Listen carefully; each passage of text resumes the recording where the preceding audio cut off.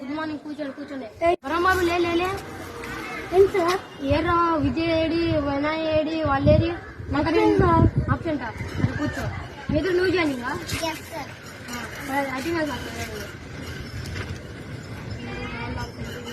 Lavanya,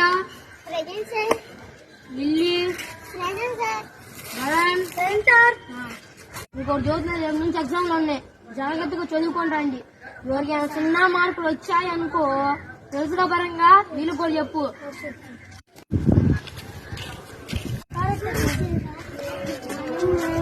good morning sir. ఎందుకు బాగా